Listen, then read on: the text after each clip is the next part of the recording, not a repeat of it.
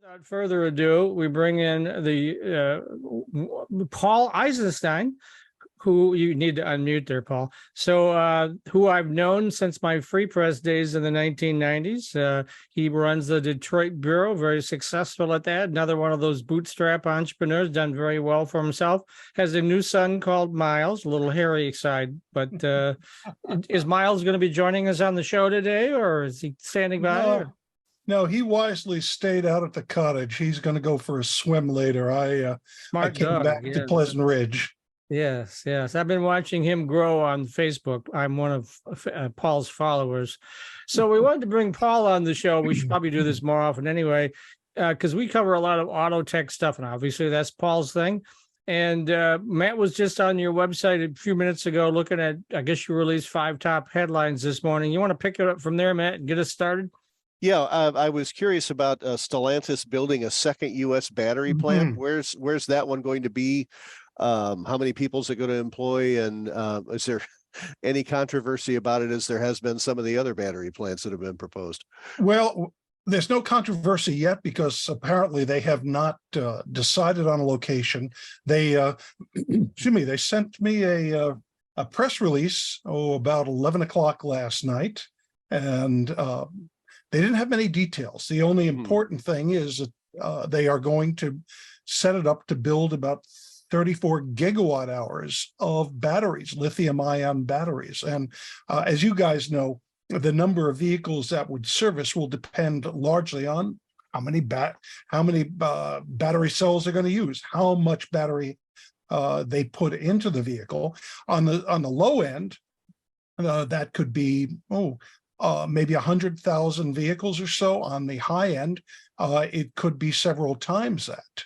So it's a significant announcement. Actually, I think in the high end, if I did my math last night when I was getting a little tired, I believe it works out to anywhere from 300,000 to 400,000 or more battery electric vehicles. So that's significant. And the other plant that they already announced, which is going into Kokomo, Indiana, that one has increased its capacity, at least their target, by about 50%. It's gone from 23 gigawatt hours to 33 gigawatt hours. So that's a substantial number.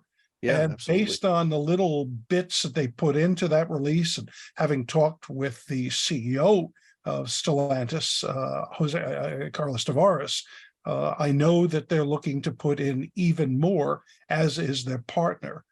So stay tuned. We're going to see more here. Any chance that, I know Governor Whitmer and the MEDC would love to get that plant here? Any chance that would happen? I don't know. And unfortunately, all the controversy that's developed over the Ford plant that was announced earlier this year. That's because of the Chinese connection, I think, right? Yeah, it's not just that. There's a Chinese element which has created controversy, but there's also been a bit of a backlash just to the idea of putting it into this small town. Some people argue, you're going into this pristine property and so on, even though Ford has said they would actually preserve quite a few hundred acres as part of the project. By the way, here's something very interesting. I don't know if you've looked at the numbers lately, but since the Inflation Reduction Act was passed last August, and as you recall, it has significant stipulations on how an automaker can get for its customers the $7,500 in federal tax credits. Among the other things, they need to have the battery pack produced in the United States, or at least in North America, using locally sourced material. Well, here's an interesting tidbit. As of February, Bank of America said that there were 17 plants that had been launched since the IRA was passed and directly connected to it. By my rough count, we've had at least 5, possibly as many 8 more plants. I'm trying to verify these all since then. So the IRA is clearly paying off in driving a lot of battery manufacturing to the United States. Yeah. There was some talk about a loophole involving leasing for that, though. Have you heard about that, and what's the status of that? Yeah, it is a little bit goofy. It's a little bit difficult to simply explain, but basically, here's the deal. The restriction on the $7,500 tax credit affects people who are buying EVs. However, those who lease may qualify for it.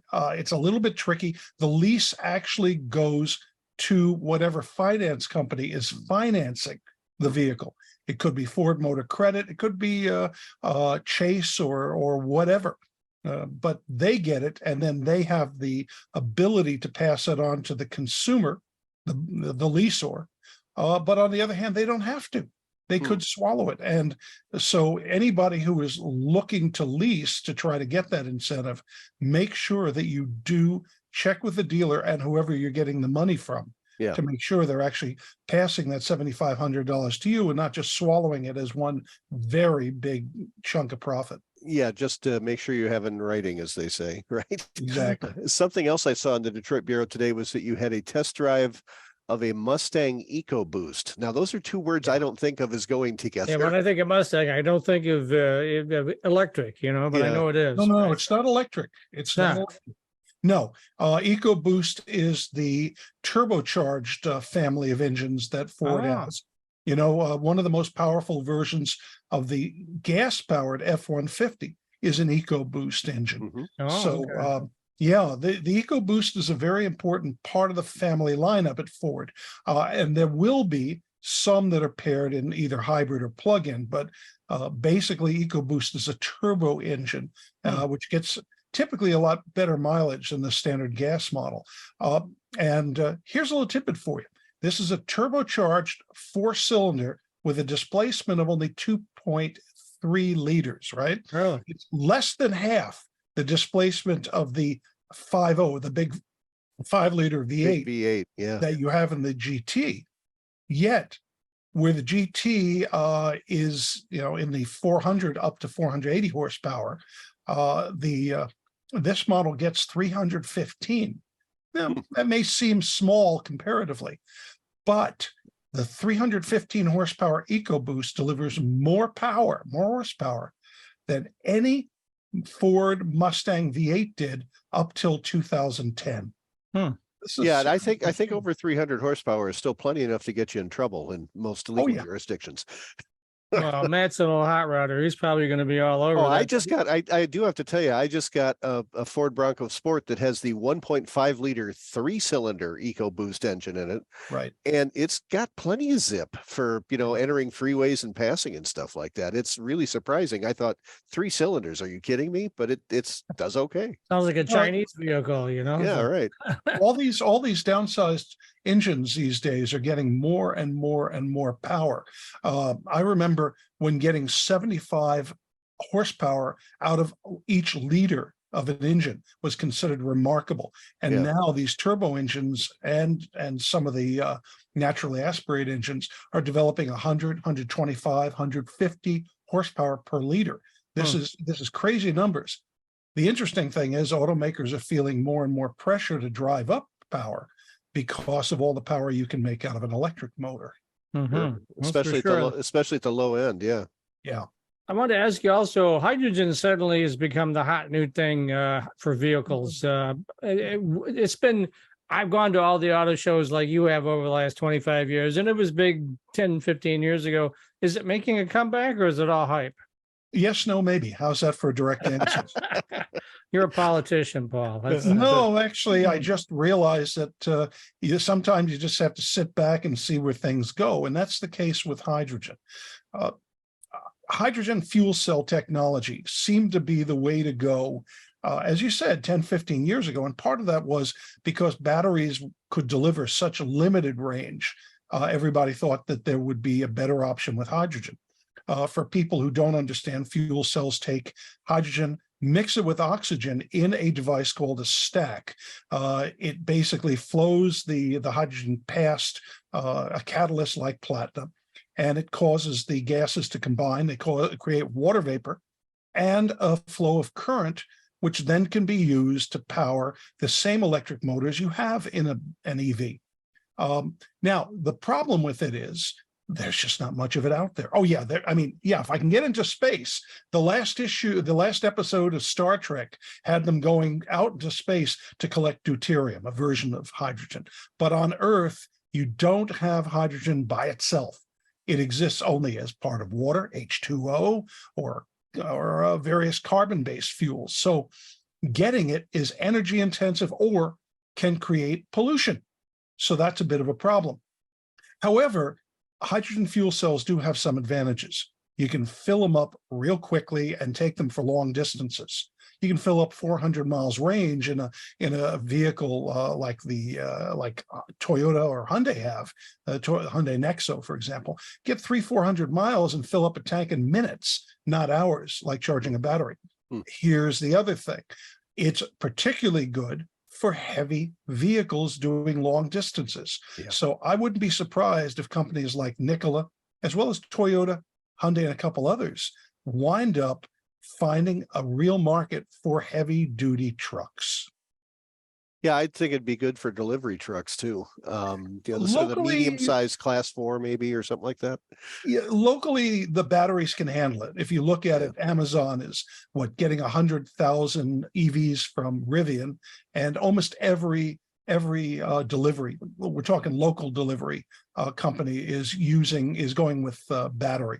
But when you get over into longer ranges or heavier loads, that's where I think hydrogen, despite what Elon Musk or Mr. X, as I guess he's going to be called from now on, Mr. X, beyond what he says, besides what he says, I think hydrogen has a serious opportunity to get in there when you're talking about longer ranges and heavier loads. And just before we, go ahead, man. Well, I was just going to say that the problem with passenger vehicles, I think, would be availability of hydrogen, right? It's only available. Yeah, that's my point. Yeah, it's only available in major population centers, so that would be heavy trucking. So there you go. You have it in some parts of California. There are some areas where hydrogen does okay. And you're going to see more vehicles get in the market. BMW is starting production of a hydrogen vehicle. But I just find it very difficult to believe that it is, in any near-term scenario, going to be a major player in the passenger car or light truck market compared to batteries. That, I think, the real market is probably going to be in trucking. Solid state batteries for our final topic. They're coming on strong, right? Again, yes, no, maybe. Depends on who you talk to. Toyota is saying that they will have the solid state batteries along with lithium ion in production by about 2026. And we know that a few of the automakers are doing fleet testing right now. But other people are convinced that they won't be ready until 2028, 29, 30. So who's right? In part, that may depend on which of the many startups have struck it with the right formula, or it may just depend on whether or not we can ramp up and amp up mass production. I wouldn't really count on seeing solid state widely used by the auto industry until really close to the end of the decade. So what's the chemical formulation? Give us a layman's explanation of the difference between solid state and lithium ion, if you can. Okay, I'm not going to get into the chemical because I'll screw up, and somebody on listening here or watching here is going to get back to me and say, "You idiot! Don't you know your chemistry?" And to be honest, I'm not that good at chemistry. That's why I didn't follow my father's footsteps. Yeah. But the basics are that that normal goo that you have in a conventional battery gets replaced. The lithium and key elements go into a solid or semi-solid substrate, and that has a bunch of potential advantages. Number one, less likely, almost unlikely to catch fire. It should be lighter. You should have higher energy density. You should be able to charge them faster. And here's what the automakers love: the prices should tumble. Up until all the craziness that hit the commodities market last year, EV batteries had dropped from about $150 and we're heading to $100 a kilowatt hour. If you have a truck that has 120 kilowatt hours on board, like my F-150 Lightning does, that's $12,000 worth of batteries, right? And it actually went up last year, the first time that's happened because of commodity pricing. Well, the industry and all those companies investing in solid state are hoping that the price is going to get down to $50. So that $12,000 battery could drop to $5,000. And all of a sudden, because electric motors are cheaper, you need less labor to build an EV and so on. If solid state really meets up with its expectations, not only will it be more reliable, so they say, more powerful, smaller, lighter, but it'll also bring the cost of a vehicle down below a comparable gas-powered model. Wow. And that's the holy grail right there. Oh, you got them all right there. Yep. Okay. So how do people reach out to the Detroit Bureau? How can we direct them? Well, first of all, I'll give you two places I'd love to direct them to. Please go to thedetroitbureau.com. Again, thedetroitbureau.com. But we've launched a new version of our podcast, and you'll find that over on Spotify. It's called Headlight News. Headlight News. We'll be launching a backup site for that, headlight.news, sometime soon.